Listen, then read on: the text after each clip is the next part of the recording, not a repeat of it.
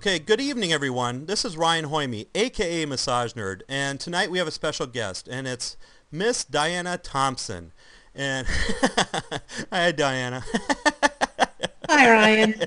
And I'll just read a little bit of her bio. So she is a licensed massage practitioner in the state of Washington. She began her practice in Iowa in 1979, working exclusively with college athletes, and became licensed in Washington in 1984, where she founded Lakeside Massage, the injury clinic. Diana has taught at dozens of massage schools throughout the United States. She has presented at state and national massage, physical therapy, chiropractic, and midwifery conventions and seminars, and has been a consultant for the NIH-funded research projects, and for regional and national insurance carriers and networks. Her first book was published in 1993, and the third edition, Hands Heal, Communication, Documentation, Insurance Billing, and Manual Therapist, was published in 2005. Welcome tonight, Diana. Thanks, Ryan. It's great to be here. Thanks. So you've been around a long time. So I'm not saying you're old or anything. So. Yeah. I know what you're saying. Yeah. So why did you decide to get out of Iowa? Oh, well, I just went to college in Iowa, so I was never really intending on living there. So Okay. Because I'm in Minnesota, so it's just as cool there. Yeah, I'm not a big snow person. You know. I went to Iowa from Arizona, so talk about crazy. So I spent summers in Arizona and winters in Iowa. Oh, that's what retired people do. Yeah, only the opposite. Yep, exactly. The snowbirds. Yep. Yeah. Okay, so how many different aspects of massage make up your professional life right now? Well, I'm still a practicing massage therapist. I am an educator, an author, a researcher and research consultant, and I volunteer. So I'm trying to, it's part of being a Gemini. You can't just do one thing. So I'm trying to make as many careers out of massage as I can. So you can multitask then? I can. Okay. Because not many of us can, so. Yeah. But I don't drive and text at the same time. What?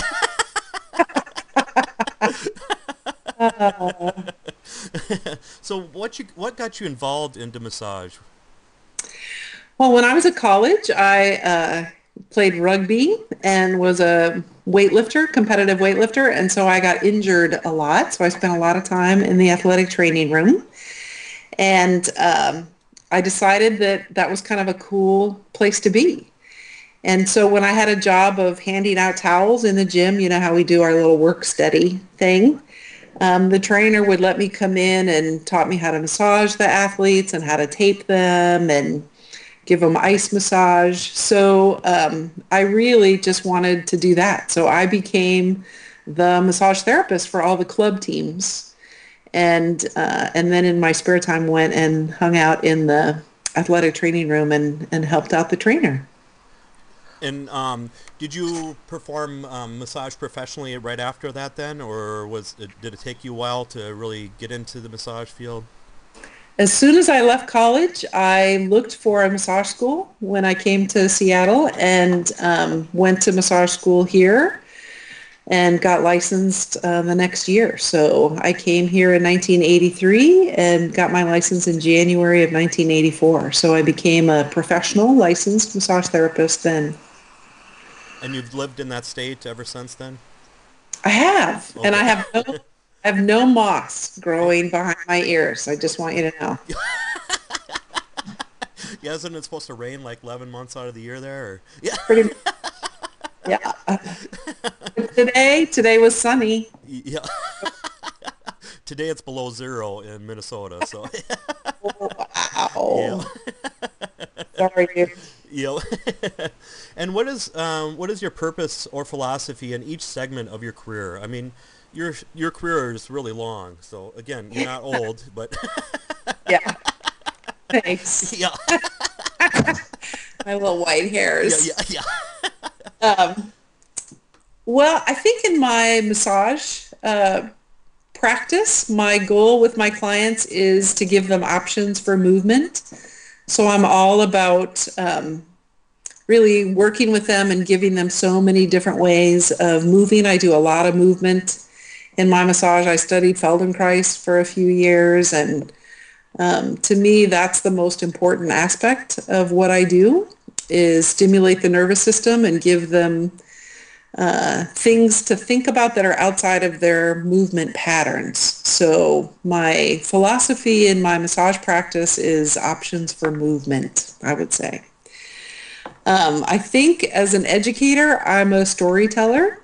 I think it's important to give people lots of visual images and relationships when they're learning topics that might be challenging or difficult. So I think, if I had to guess what a past life would have been, I might have been a professional storyteller or a gypsy, that traveled around and told stories.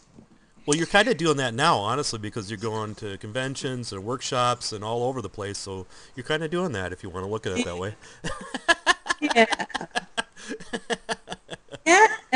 And when I think of, the other work that I do as an author and as a research consultant, and for me, it's all about raising the bar of professionalism in the massage profession. I think it's very important that we integrate into healthcare as a respected option for people in physical medicine and rehab. And I'm all about making sure that we're performing at our maximum capacity.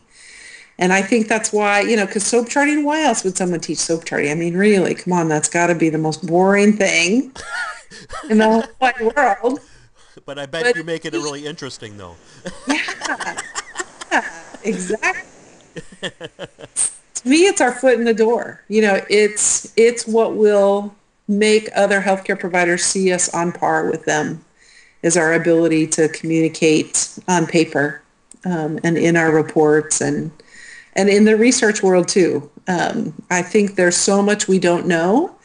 We tell a lot of stories about what massage does and how it works, but we don't really know. And sometimes what we say is not true.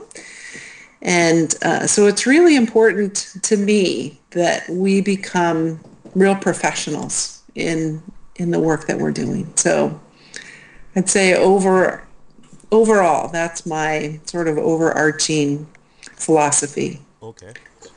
And why did you decide to write Hands Heal? Oh, because I was teaching. I was trying to teach everybody I could get my hands on. It's like one of those things where people they're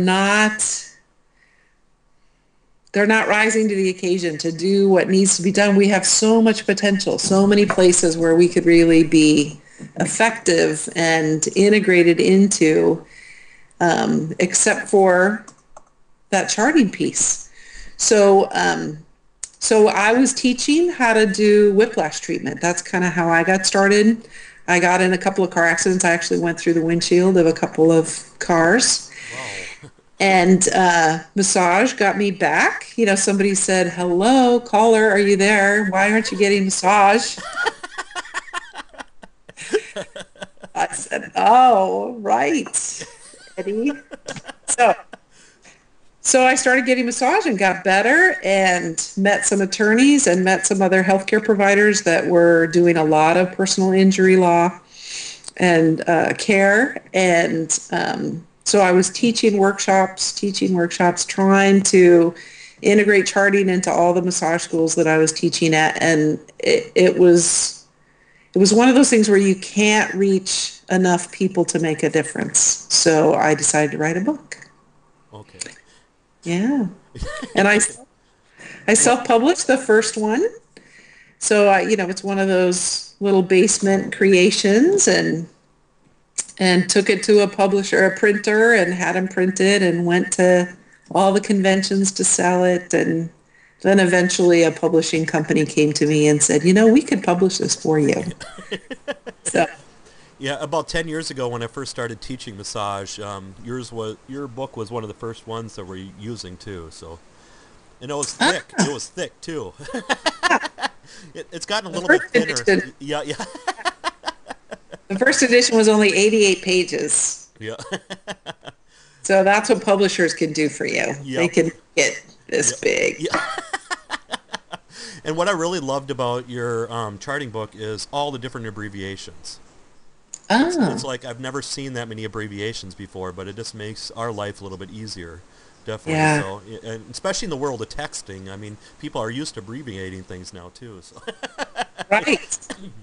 yeah. Right. That was an interesting, couple of weeks in the summertime. So I was sitting on my back deck in a lawn chair reading Stedman's acronyms, abbreviations, and symbols. There's like 876 pages of abbreviations and symbols, and then highlighting all the ones that I thought were good for massage practice. So that's where those came from. Okay.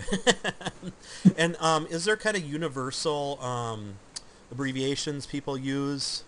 Yeah. Okay. Yeah, almost all of those came from medical abbreviation textbooks. So the ones that are different, so doctors, I don't know if you noticed, but they don't draw on pictures very often. No, they don't. So most of the symbols that I have for you to draw on the figures come from either other massage therapists or I made them up. Okay. And the thing is, it helps so much just because us as massage therapists, we're more visual too. So I think it helps out a lot. Exactly. And especially for the client too. So if they don't understand or they don't know a certain area of their body, or they can just point on a picture, I think it makes it easier too. And yeah, Right. yeah. And what do you believe about online charting programs? Well, I think it's the wave of the future. So HIPAA, the Health Insurance Portability and Accountability Act, something I think we mostly think about in terms of privacy issues. So when you go to the doctor, they're always having you sign these privacy releases. The other part about HIPAA is that it's about portability. So they really want records to be electronic so they can transfer with the patient from place to place. So electronic medical records are the wave of the future. It's inevitable. So those of us that have just had a hard enough time writing things down on paper may find it easier to work with an electronic record, or it may be more challenging for them, but it's something that we're definitely going to be faced with. And I believe that HIPAA must go into effect. So it started in 1996. So we've had 14, 15 years now to really kind of transition into this whole idea, and the electronic medical record is required as of January 1st, 2012. For So coming all up. for all therapists when they're doing online charting and everything you're talking about? Yeah, Yeah. every healthcare provider. And do you see a lot of schools actually teaching online charting and things like that then, or not? Nope. I So know, bummer. so it's more Come classes on. for you to teach then, right? Right. That's right. So why do you think a lot of massage schools are not teaching it? Well, I don't know if it's that they're not equipped for every student to be able to do an electronic charting in the classroom or in their student clinics, or, I'm not really sure if it's a technological issue for schools, or if it's just that they're unaware that it's going to be required very soon. Okay. So again, 2012, right? So Correct. okay. Yeah, right around the corner. Yep. And what if the average massage practitioner in 2012 they actually don't do it and they get in trouble? I mean, what kind of consequences have you heard of any yet? Or I don't think there's going to be a lot of auditing going on at our level. I think they're first going to go to the MDs, obviously. That's where all the money is. That's where the primary need for compliance is. So my guess is it'll be several years before they start auditing massage therapists. okay, In but Canada, they do on a regular basis. They audit massage therapists' records, but in the U.S., not yet. yeah, but just again, just to be safe, just do it anyways, right? Yeah. Yeah, cover your bases. So is there a difference between hospital charting then and regular charting? You know, there are no specific requirements about format for charting. So it might be that you work in two locations. So maybe you work at a hospital part-time and then you work in a clinic part-time. Both locations can require different types of charting, but the content of the charts is very similar. So we're still going to record, patient symptoms, loss of activities of daily living. We're going to report our findings. So for massage therapists, that's mostly our palpation findings, movement findings, posture findings. You always, no matter what, even if it's a wellness massage, have to record your treatment. So that's what you did, where you did it, and for how long. And then there's always a request for progress, some sort of accounting of what's different from last time and what you want to plan for the future. So we need to be thinking about the whole picture and not just session by session. So those are pretty standard requirements within a medical record. But whether it's a SOAP chart or a narrative chart or, whatever, that depends on the organization. So with a hospital, you're mostly going to be charting on the physician's chart. So you're adding your own notes. Oftentimes you don't have your own chart per patient. So the patient has one chart and then every practitioner that works with them has their own page in that chart. So that would be very different, I think, in a hospital setting. Is there a whole new thing with confidentiality in hospitals? Are you allowed, is massage therapists working in a hospital setting? Do they have to sign certain kind of paperwork in order to see the client's files or things like that? With HIPAA, anyone on the medical team has a right to speak to each other and share notes. So it's not a requirement in terms of who's treating the patient. So if someone outside of the medical team wants to see the patient's record, then they need permission. Okay. And is there a difference with research charting at all? Research charting is very interesting. They're very particular to the questions that they want answers to. And what I notice is they'll create a documentation chart that meets the needs of that particular study. But then they'll go to the massage consultant or whoever they might be working with on the protocol and they'll say, so what do you want to know? What are you interested in? What could we create a data record for that we might not use in the preliminary assessment of the research, but we might go back and do a secondary study on?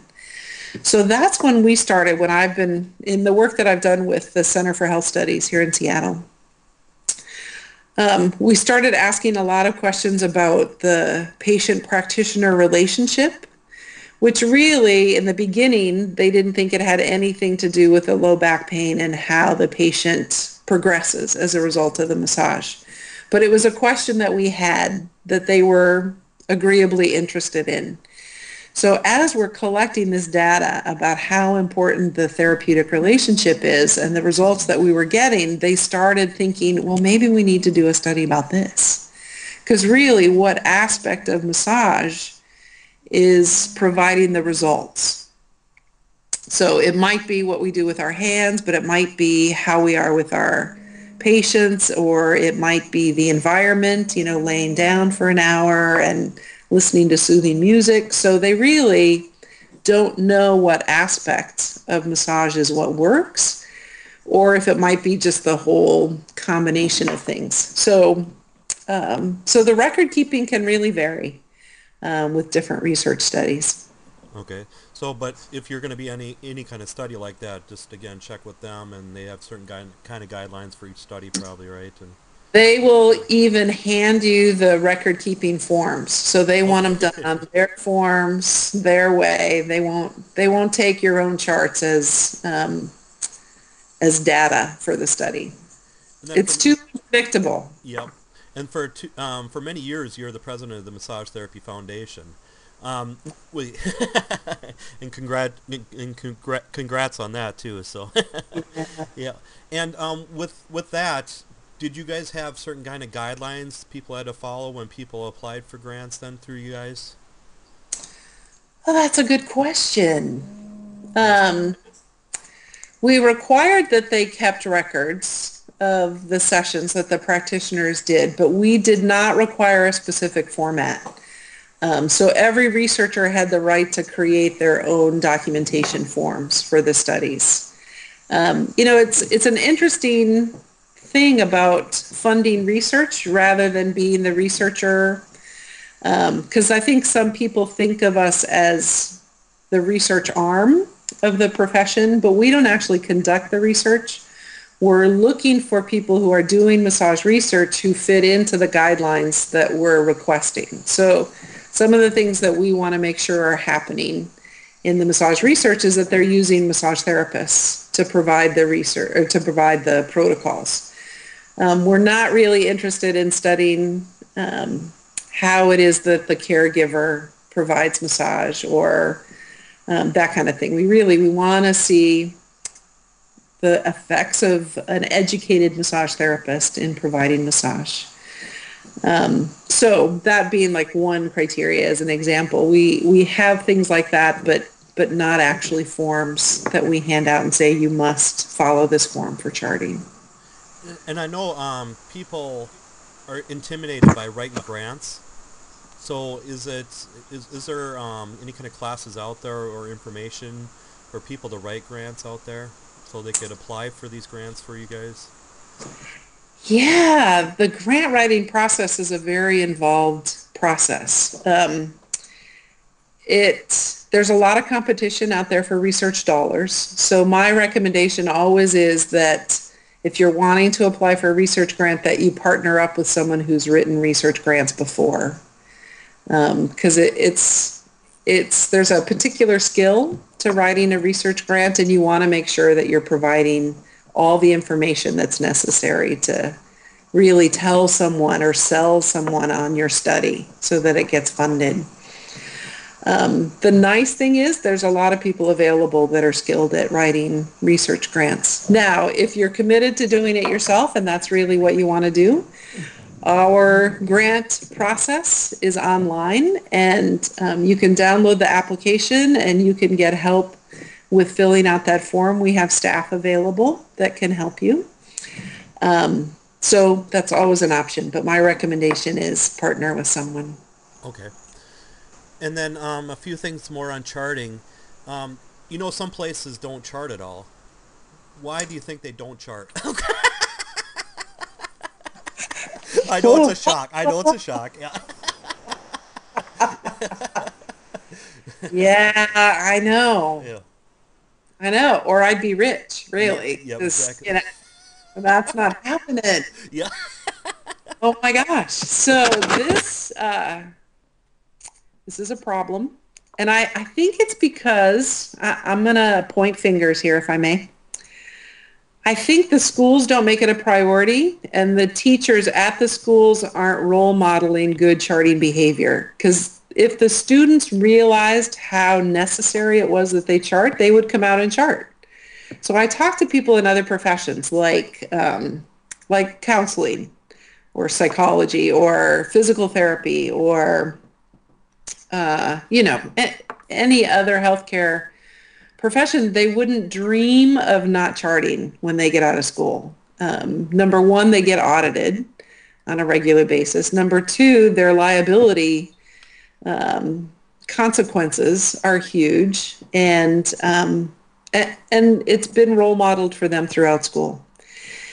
And so for me, I think there's got to be a commitment on behalf of the schools and the educators to say that charting is something that we should all do, regardless of whether we're billing insurance companies. And there's this pervasive belief that we don't need to chart if we're not billing insurance, and that's just not true. So you can tell I have an opinion about this.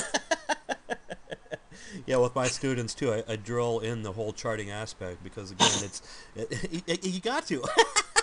I know.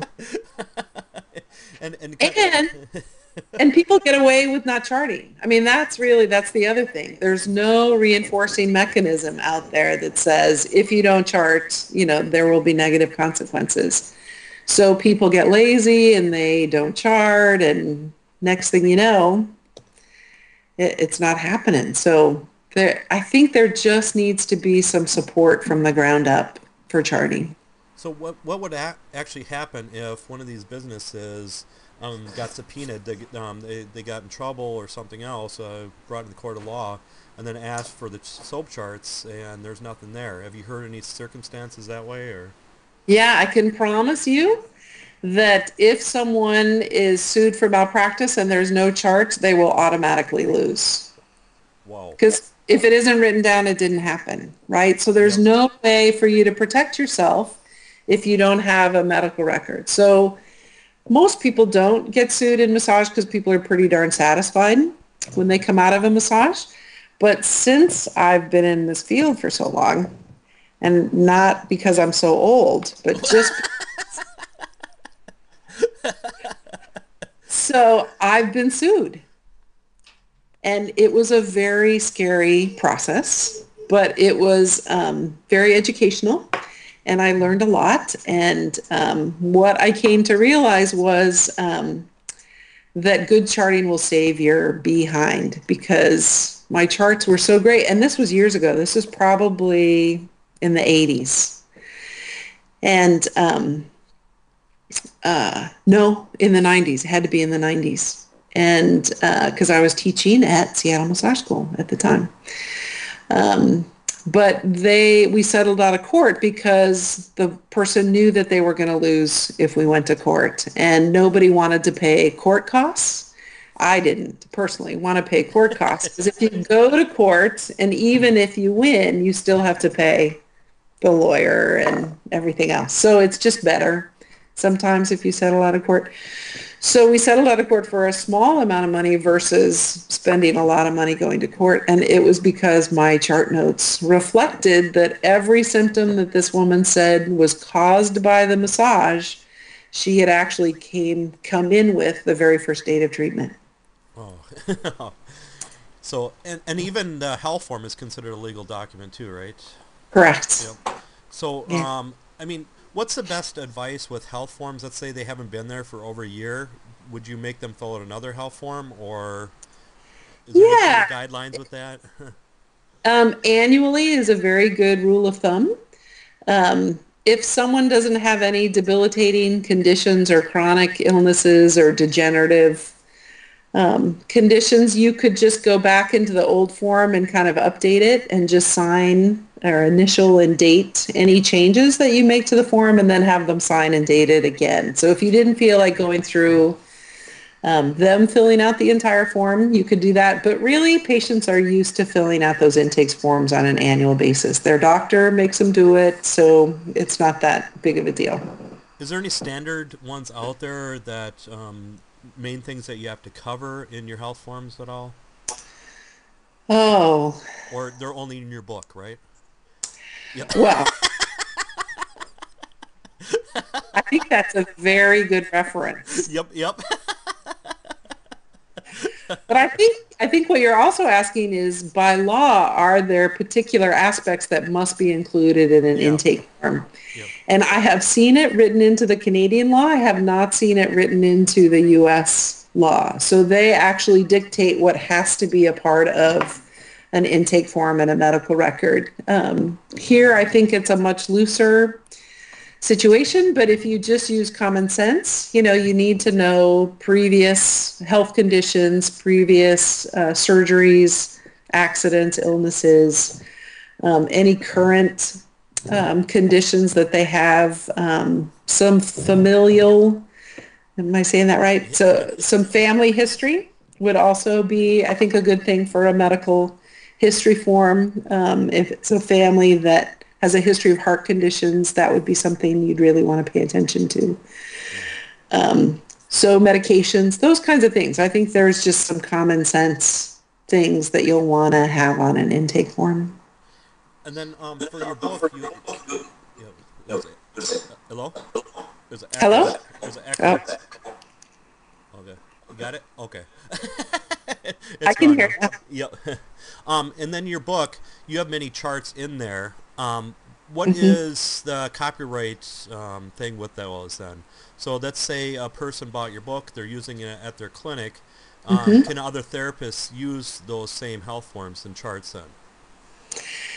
Yeah, you want to know a secret? Yep.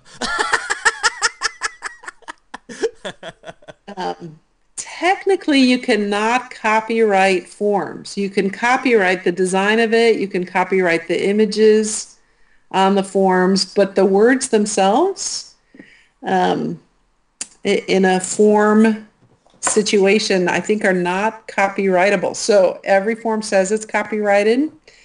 But really, I'm more interested that people are using the medical records and charting than I am about, how many people you're sharing them with. Now, if you were to put them up for sale, then there would be some serious copyright infringements. So you can't share them for a profit. Okay. Yeah, so that's just good to know because again, I mean, people want to have the right kind of health forms too and stuff. So, Hmm. are you advertising Starbucks there? Oh,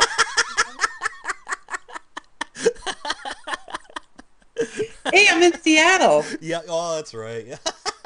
Minnesota's Caribou Coffee, so Oh, I like caribou yeah, coffee. so that's a home of Caribou. Yeah. Yeah. And what are some do's and don'ts of charting? Would you say? Mm. Chart every single session. That's the biggest do. Okay.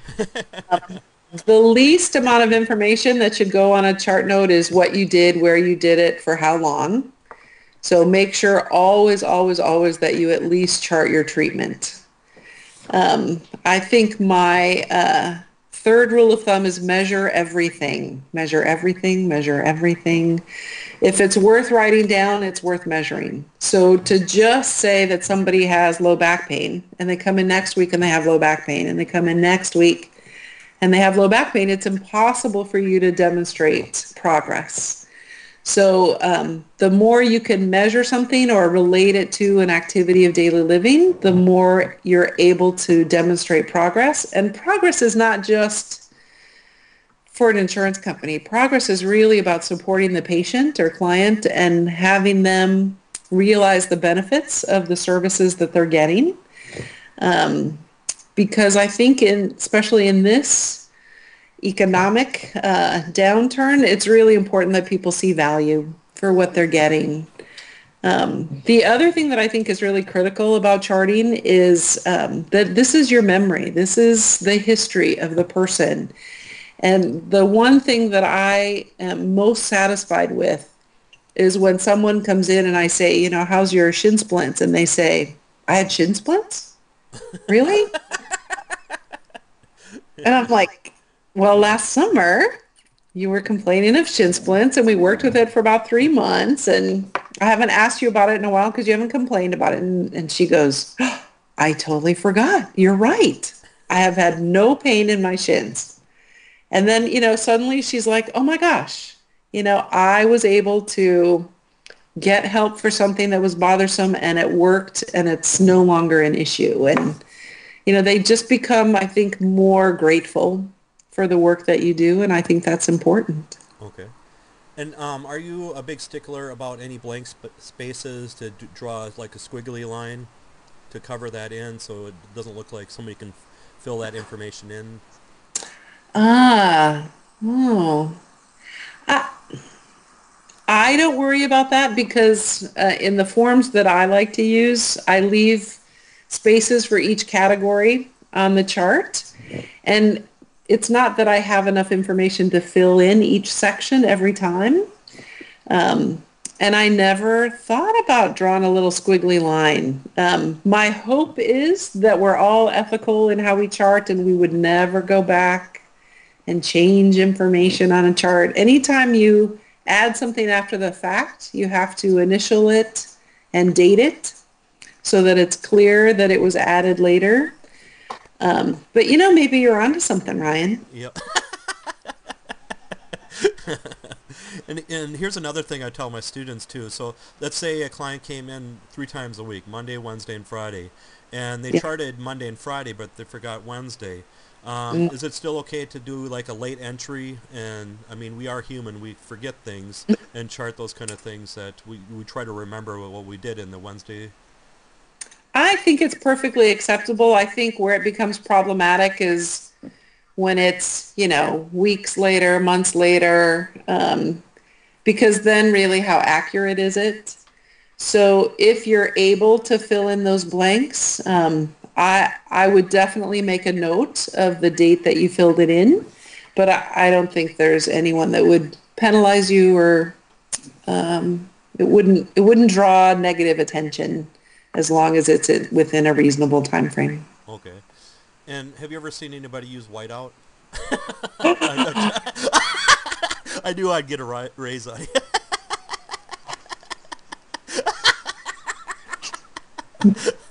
I did that one on purpose. Yeah.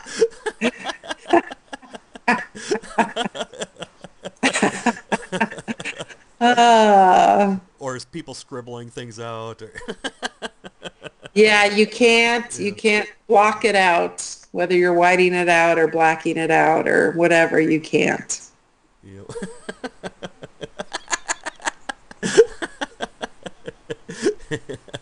And for insurance companies, when you're billing insurance companies, is there any kind of guideline to tell how much you should actually bill insurance companies per massage? Oh, yes and no. Um, I'm trying to think what it's called, but I'm not remembering, but they're rarely used these days. So I think it's at Harvard that they've done this whole coding math thing, way beyond me, that figures out what different practitioners should be charging, but it's really not very effective for massage therapy. So for me, I think what's important is that you charge the same rate for the same services. To me, that's the most important thing. So if you're providing, let's say myofascial release work, and you do that work with a cash paying client and you do that work with an insurance billing client, that they get charged the same rate for the same service. Now, what's legal and possible is to provide a discount for payment at time of service, but it should be a reasonable discount. I mean, sometimes I see people and they're charging an insurance person like $150 and they're charging a cash client $50. And I know it doesn't cost them $100 to bill the insurance company. So if that's the only difference in the service, because you can't charge for charting, because you're expected to chart, you can't charge for writing reports if you're sending them to the primary care provider, because that's your responsibility as being a part of the healthcare team. You can charge interest. So if you're having to wait for payment, interest is a perfectly legitimate way to charge. Every state has specific guidelines for how to charge interest when it's a healthcare procedure or service. So it can't be compound interest. It has to be simple interest, so no interest on interest. You have to typically, so every state is different, but typically you have to notify the patient 30 days before you start charging interest. And some states will say you have to wait 30 days, some say you have to wait 60, some 90. So that can really vary from state to state. So that's one way of resolving that issue. So really, if you're having these huge discrepancies in rates, what you should be doing is providing a completely different service. So for example, if you're doing a full body Swedish relaxation massage versus a treatment specific to body parts type of massage, that can be considered a completely different service. But if in your description, what's on your SOAP chart of the service that you're providing, one should not cross over the other. So for example, if you're doing lymphatic drainage in the middle of a Swedish massage and you're doing lymphatic drainage in the middle of a treatment massage and someone were to audit you, they would say, why are you providing lymphatic drainage for $50 for one person and $150 for another person. And they would ask for their money back if they were able to prove that you were consistently defrauding the insurance company. And the issue with insurance fraud right now that I think is important for people to understand is that it's a federal crime now. So HIPAA makes this a federal crime, and the FBI is someone you don't want to mess with. No. I know. I'm just saying. Yeah. And who looks good in orange? I mean, oh, God. So just to be ethical and legal about your billing practices. Yeah, because I think even in hospitals, they don't even have orange scrubs. And Oh my God, no. Blue and green, very neutral. Yep. No yellow, no orange. Yep. No. And I've heard from many people, they actually charge, sometimes even double what they charge the average person, just because they said they're not guaranteed to get that money from the insurance company, or sometimes the insurance company won't give them the full amount, so that's why they think they can bill so much more then. And Yeah, we have a lot of reasons why we want to bill more. yeah. So I want to give you a really good example, because I think I want to demonstrate that it's come back to bite us in the places that it hurts. So at least in Washington State, and I think it's probably true in other places, we used to have a reimbursement schedule with labor and industry that was very satisfying. So it was almost $120 an hour. But what happened was people started billing $120, even though everyone else they were only billing or cash, less than $80, for example. So they started doing this market study and looking at what most people charged and what most other insurance companies were reimbursing, and they have lowered the reimbursement rate. So I've been with L&I since we first started billing L&I in Washington State. So 23 years, I think, since 88, we've been billing L&I, maybe 86. And I used to get $24.17 for an hour massage. And every couple of years, it would go up and up and up and up. I never saw it go down. And now it's starting to go down. And it's going down across the board. And I swear it's because we took advantage of the situation. And I'm a little upset about that. So, I think it's more important that we bill reasonable rates than we bill as much as we can possibly get, because we might not get paid. Do you see billing a lot higher in chiropractic offices, would you say then? Yes, I think that's true. Chiropractors get a lot of marketing education, a lot more than massage therapists do. And so they're pretty savvy and unafraid of, really pushing the limits on what's billable, what's possible. I also, I look at my medical doctor's bills. Like, for example, if I've had a few knee surgeries in my day, and I'll look at the amount that the surgeon billed, and I look at what the insurance pays, and they're getting their bills cut by 60, 70%. And we feel robbed if our bill gets reduced by 20% or 30%. So I think we're just not accustomed to the level of discounts that go on with taking on insurance reimbursement. And the insurance companies, this whole managed care system feels like they're contracting you to get a special rate to give you a lot of patients. It's kind of like shopping at Home Depot versus shopping at your local hardware store. So Home Depot can buy in huge bulk. So they're going to get amazing deals, and they're going to pass those deals on to their patients or their customers. So the same thing happens in healthcare. They contract with providers in large groups and then offer them access to even larger groups of people that are all a part of their insurance plan. And they expect to get that at a discount because you're not having to market. So I can see both sides of it. I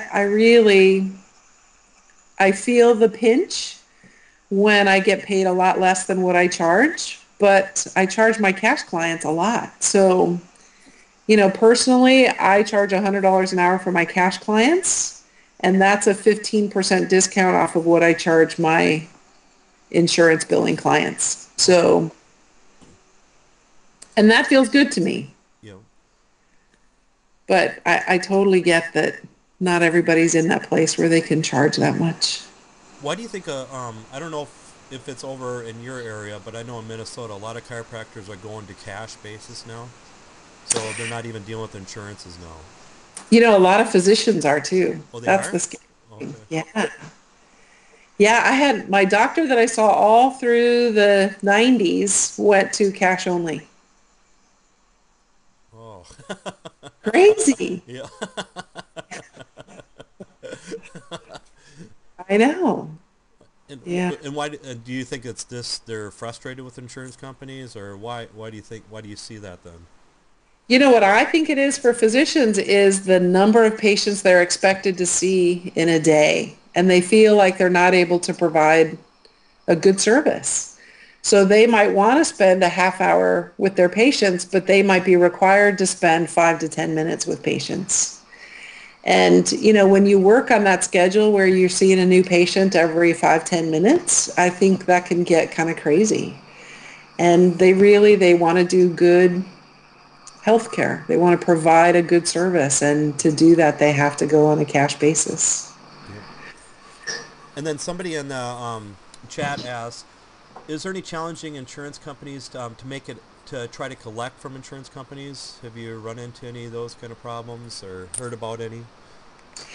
Yes, I think there's lots of issues. There could be a number of reasons why that's true. One could be that you're not providing clean claims, or you didn't ask enough questions up front to make sure that you're providing a bill that they can actually pay.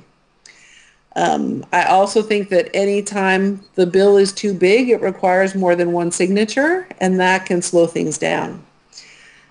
So it could be a situation where the practitioner is actually not providing clean claims, and that slows things down. Another sort of practitioner-based issue is, did you do adequate authorization and notification up front before submitting the bills, so that you knew you were decreasing your risk in submitting bills for this particular patient.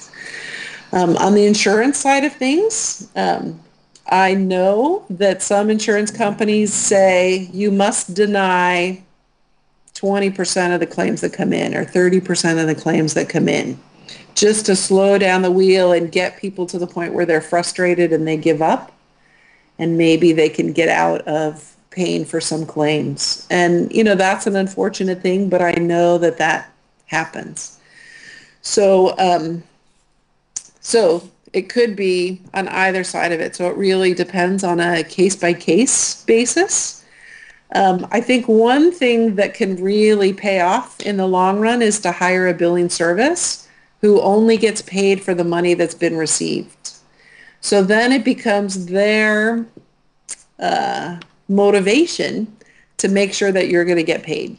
So they'll do everything they can to make sure that it's a clean claim, that the risk was reduced up front, and that you're going to get paid because it means they're going to get paid. So that's an alternative.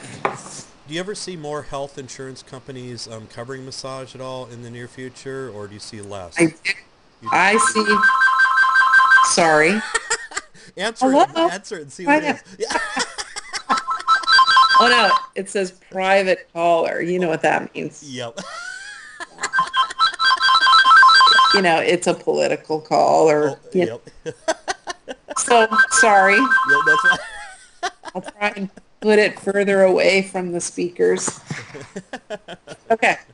I think that, and I have said this, so in Washington, when we got the every category provider law, the insurance company started suing the insurance commissioner for how she was implementing the law, and it was a very exciting time. So everyone who thought they were an alternative healthcare provider, like podiatrists and nurses and osteopaths and massage therapists and acupuncturists, we would go to these meetings and I would say, we're here to stay. So we've got to learn how to work together because we're not going anywhere. And it's because people like us. They ask for us. The hospital ratings go up when they provide massage. They're starting to do all these physician surveys. Do you like your physician? Like that used to matter, but really it does matter these days. And people love their massage therapists. So I think it makes a big difference in the entire perception of the healthcare services that have been offered if they have massage therapists available. So it's going to get big. Yeah. And then somebody in the chat asked, will the new HIPAA rule for 2012 force spas to keep charts? She works in a spa doing 50-minute sessions back to back, and they won't give her time enough to chart. I really feel for her. I think spas are one of those environments that do not support charting, and charting could be so easy. I mean, I watch my hairdresser chart. It's really kind of cool. So he pulls out these little 3x5 cards on every client and he writes down what haircut he did or what color or, whatever. And it could be that simple. It could be that the person at the reception desk pulls out the 3x5 card and writes the date down, and then the massage therapist only writes down what treatment they provided. And that would be enough. I think where spas are going to get into real trouble, though, are when they call themselves medical spas or medi spas. And because people are coming in with specific conditions and they're not keeping medical records, I think there's eventually going to be some pushback and some problems. But in the meantime, I would just really try and persevere and try and get your spa to allow you to chart even just a little teeny bit. Okay. And I've heard of some places that, let's say you're working for a chiropractor, the chiropractor will actually do the charting for you. Oh, isn't that sad? Yeah, because what I've heard from this one chiropractor is they don't believe the therapist can chart good enough, so that's why they're doing the charting for them and stuff. So. Yeah, we're not very smart, are we? Oh God.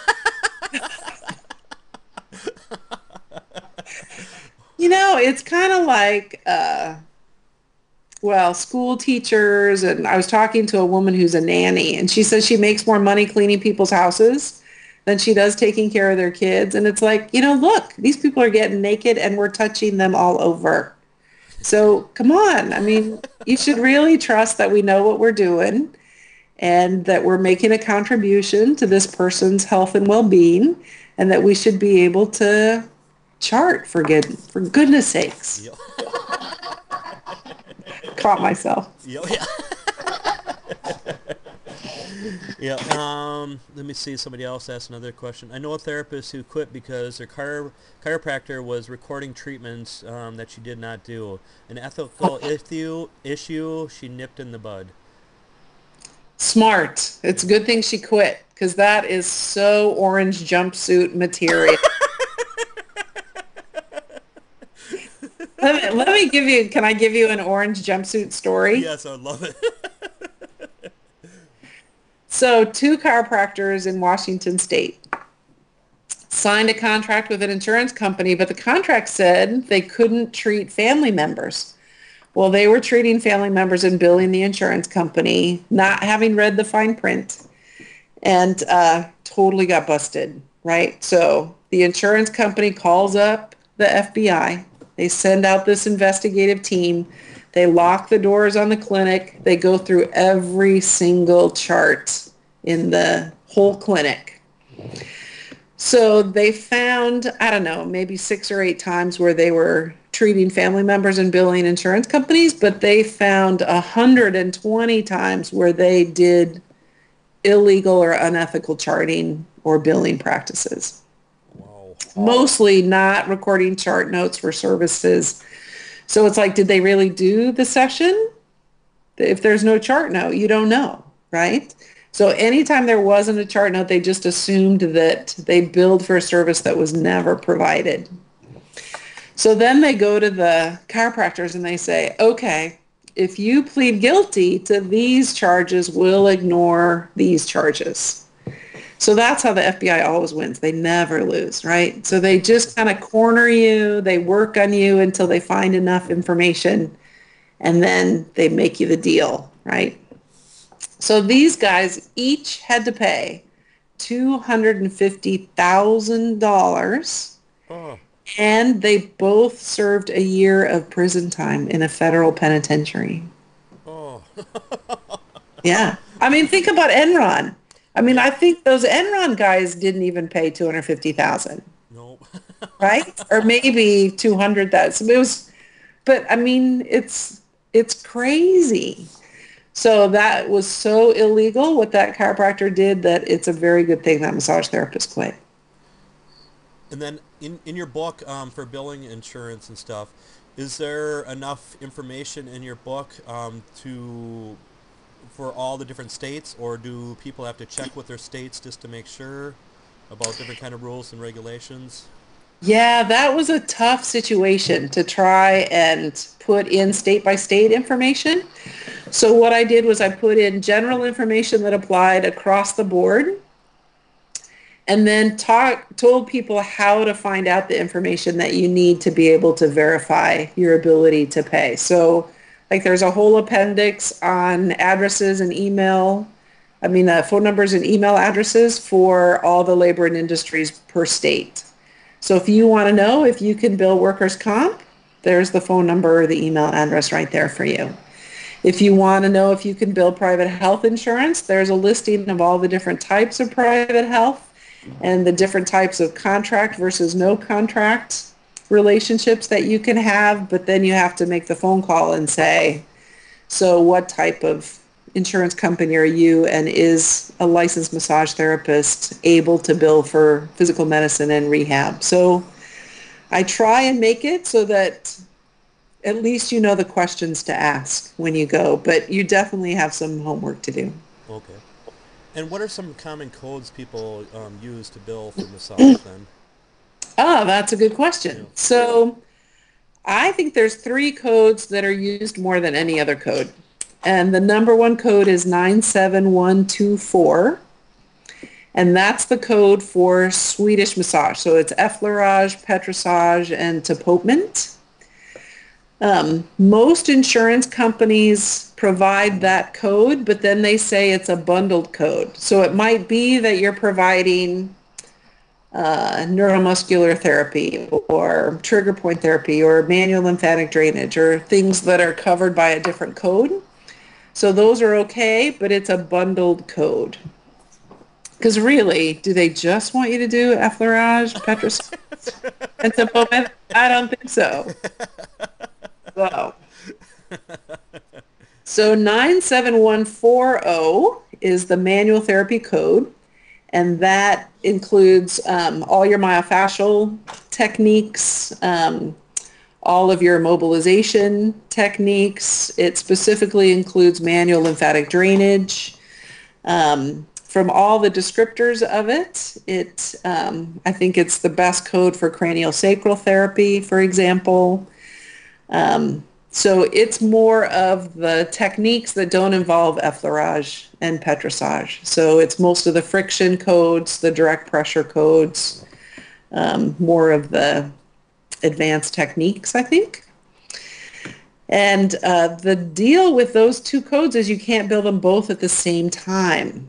So if someone's in for an hour session, you couldn't do 30 minutes of Swedish massage and 30 minutes of manual therapy, because they're too similar. So there's something called NCCI, or it's a correct coding initiative. And what they say is if two codes are too similar, you can't bill for both. But really what they're doing is they're trying to protect patients from having to bill for multiple procedures that don't take any more time or cost the practitioner any more money. Like if you've got a bowel obstruction and you're going in for surgery and they find that your appendix is inflamed, so they take out your appendix, they can't charge for both the appendectomy and the bowel obstruction. They can only charge for the most expensive of the two. So how that kind of reduces down into Swedish massage versus manual therapy, I'm not really sure, but they have decided it's too similar.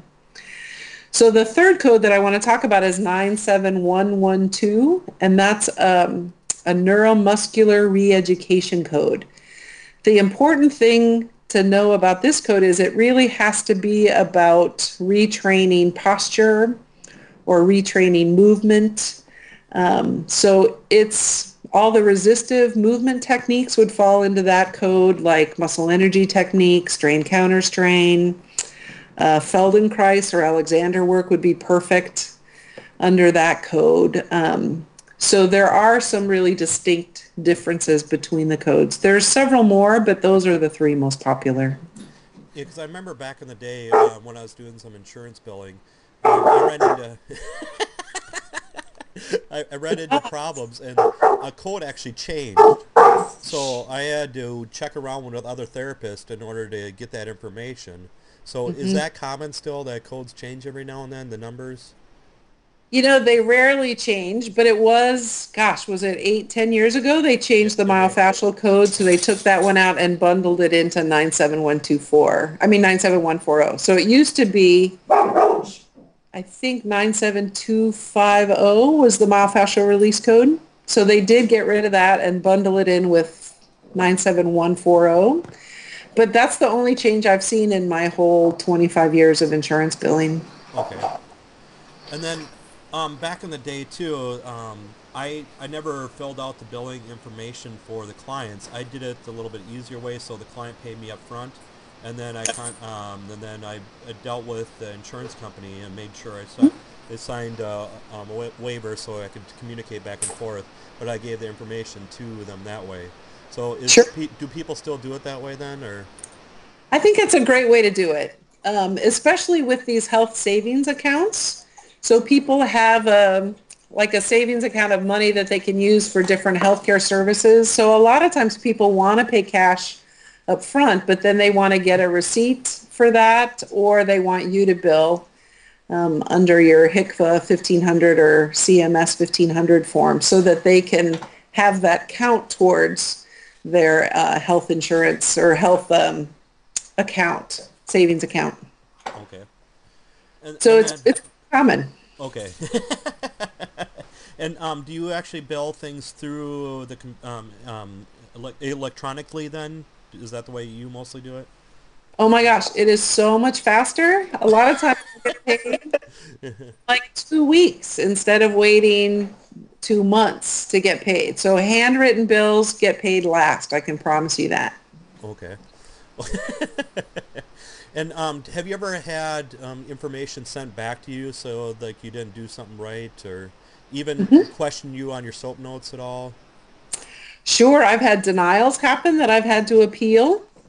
For example, I had a woman with scoliosis who was in a car accident, and the car accident triggered her degenerative condition. She was in a pretty static holding space with her scoliosis, and the insurance company did not want to pay for all the treatment to the scoliosis. They just wanted to pay for the car accident, so maybe the neck kind of thing. So writing an appeal often works. I think I've gotten 90% of my appeals paid for. Okay. And do you ever get anything caught up in litigation at all, or? Oh, yeah. It's okay to cry now.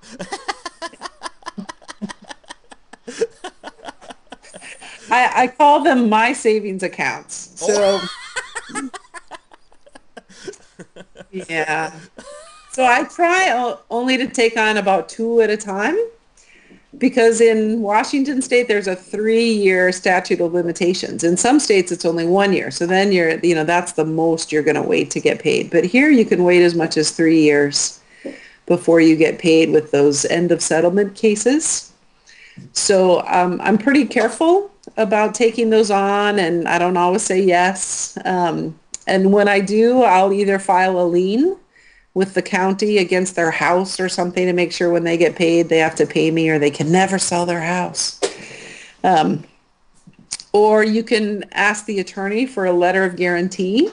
And then what you're doing is you're telling the attorney that you're not going to reduce your bill, that they're going to have to pay you in full, and that you want to get paid before the patient gets paid. So that really helps reduce your risk when you're at an end of settlement case like that.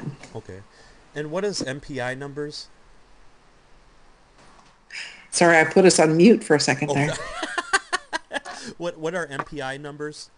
Oh, thank you for asking. Yeah. So because of HIPAA, so part of HIPAA is about the portability issue. And one of the things that they're now requiring is that every healthcare provider get a number. And it's called a National Provider Identifier. So every massage therapist that lives in a state, practices in a state where you're considered a healthcare provider, you should go online and get your NPI number, because that will be required as of January 1st, 2012. And most insurance companies are asking for NPI numbers now. So the sooner you get it, the better. It's a really easy process. You go online. So if you, let's see, did I write it down? If you go to NPPES,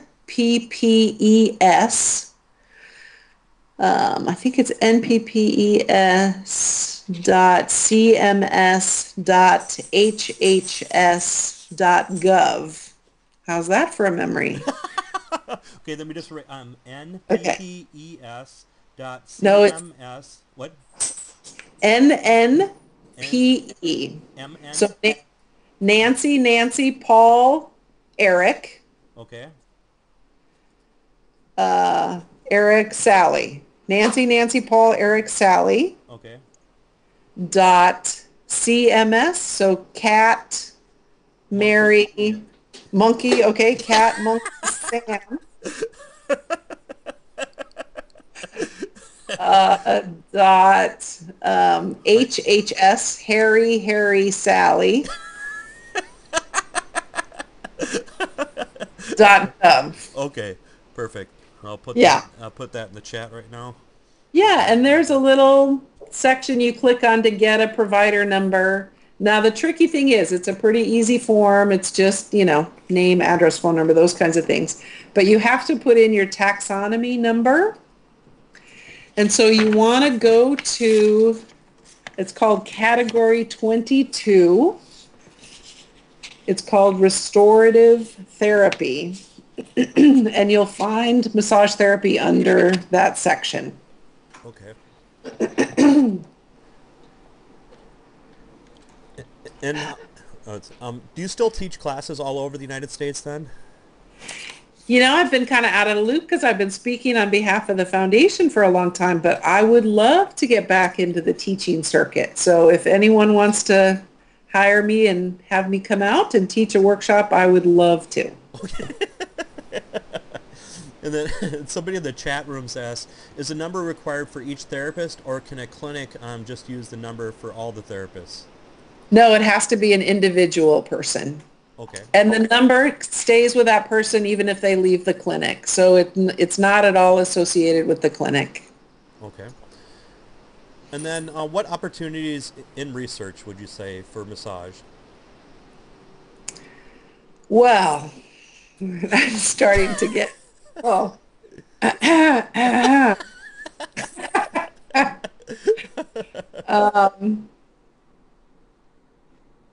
I wrote some notes about that, so hold on a sec. Oh, so what I think is the most important reason massage therapists should get into research is to make sure that the research that's done on massage represents how we practice massage. Because if researchers are using non-massage therapists, like physical therapists or nurses, to do the massage, it's not going to necessarily represent who we are and how we work. So I think there's a lot of opportunities for massage therapists to get jobs as consultants on research projects, because researchers really understand that in order for their research to mean something, it's got to represent the profession. So I think there's a lot of opportunities actually out there as consultants for research. And what research have you found most interesting out of all the years you've been with the foundation?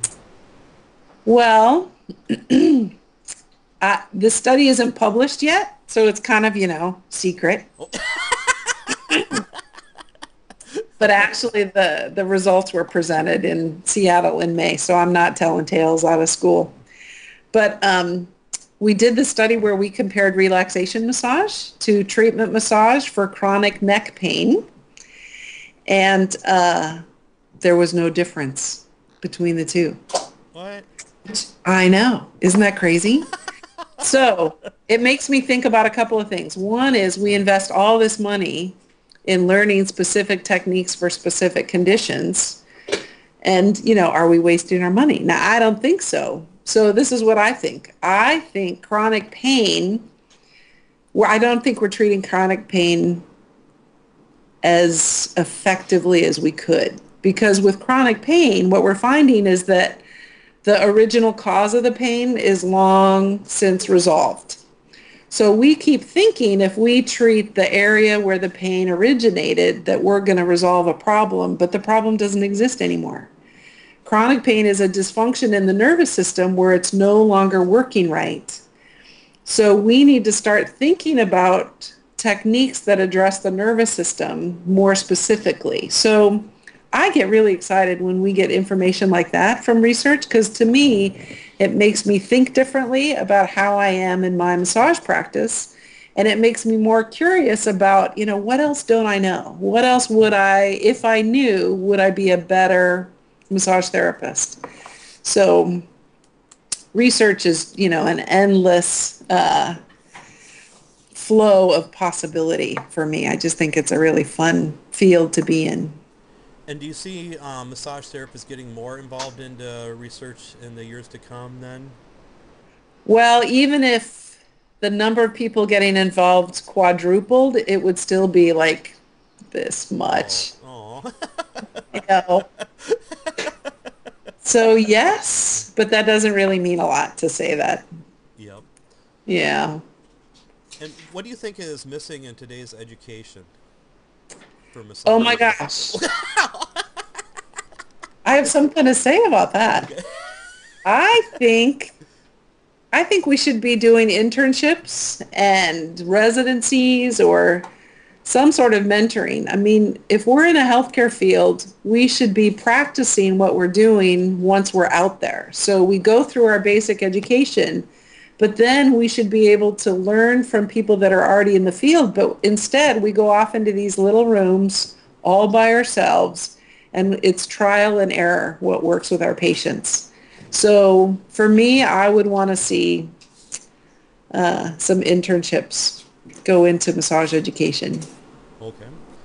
And are there benefits in the healthcare reform for massage therapists or for people seeking care from massage therapists, would you say? Yeah, that's kind of a cool thing. So one of the things that happened when the healthcare reform bill was passed was a requirement to form this committee on prevention and wellness. So there's a level of commitment with this new healthcare concept that we move away from a sickness and injury system and move towards a prevention and wellness system. And to me, that's very exciting because I think massage therapists live in that realm much more than they live in the sickness and injury. I mean, we do so much with prevention and wellness and help people stay healthy and help people take care of themselves, learn how to notice when things start to go wrong so that it doesn't become, a big condition. So I think there's going to be a big place for massage in the new healthcare reform system as it gets developed. So the committee is formed. They actually just floated by their vision and goal statements to the stakeholders so we could comment. So I actually wrote an 8 or 9 page response to their proposal, and it lives on ABMP's website. So I believe it's on their homepage. If you scroll down, you'll see the prevention and wellness comment. Okay. And so it's about 8 or 9 pages with about 8 or 9 pages of citations. So if... And it took a month to write it then, right? Well, yeah, I did it over Thanksgiving, actually. So no, nothing like a deadline. Yeah. But if for no other reason, you should download it and read it just to start seeing some citations and some potential research papers that you might want to read. Would there be? Have you heard any negative about with massage with the new bill happening?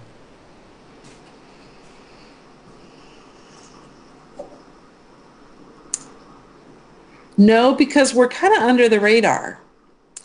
Janet Kahn worked very hard to get in some footholds for massage therapy, and they wanted to do it in a fairly discreet way so that no one would try and throw it out if they got too outraged about, what are we doing spending money on massage therapy, for God's sakes. So I think we're still under the radar. I don't think there's anything negative that's coming out of it for us. Okay.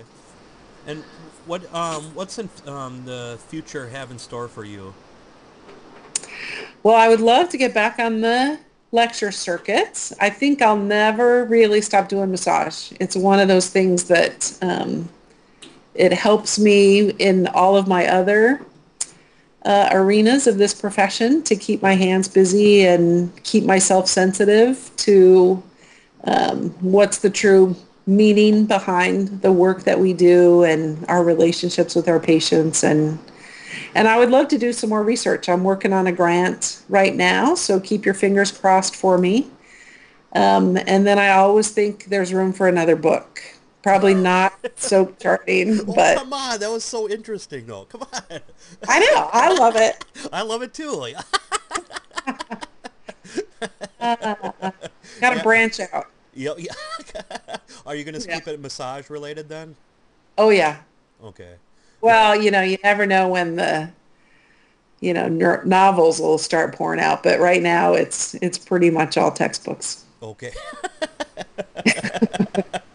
And for new therapists coming up the ranks, what advice would you give them? I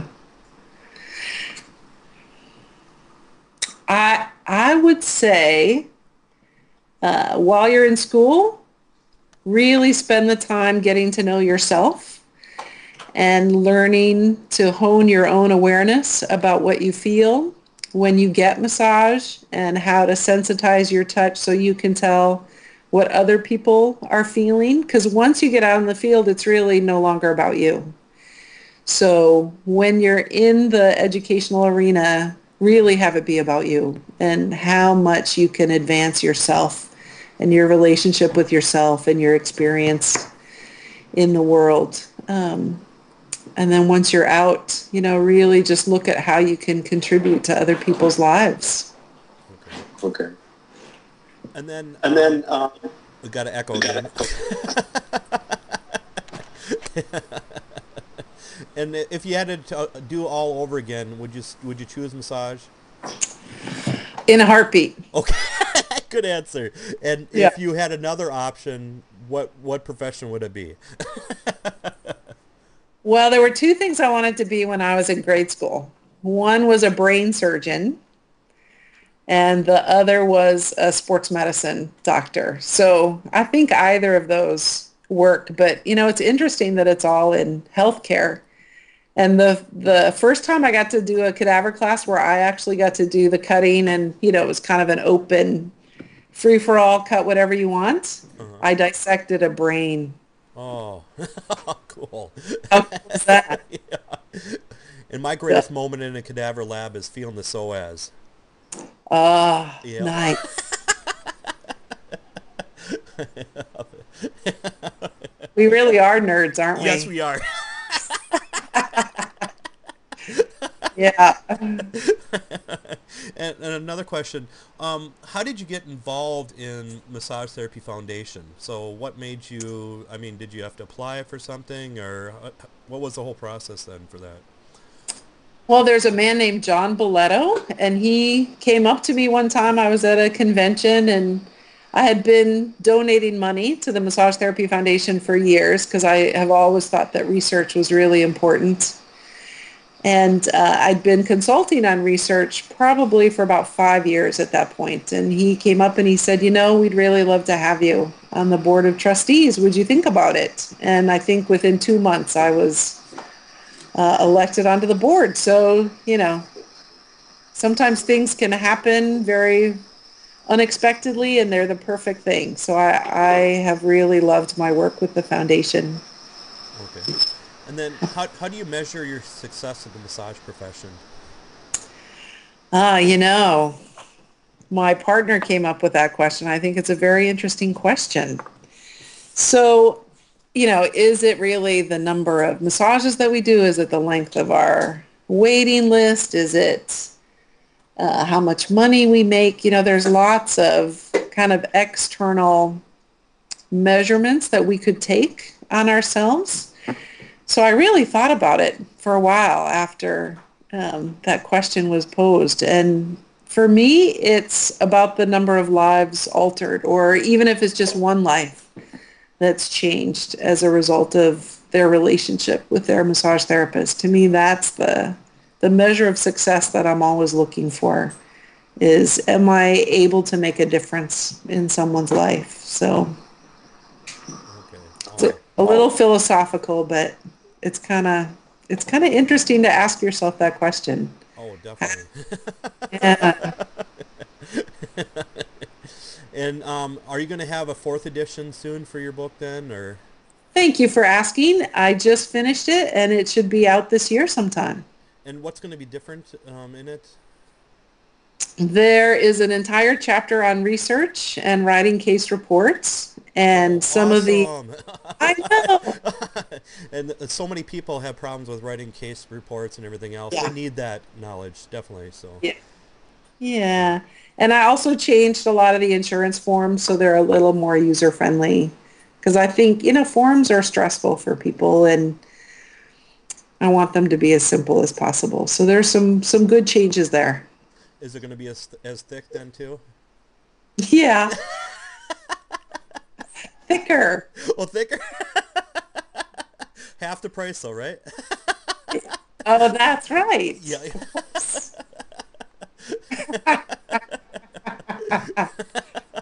I'll drink to that. Yeah. Okay, Starbucks.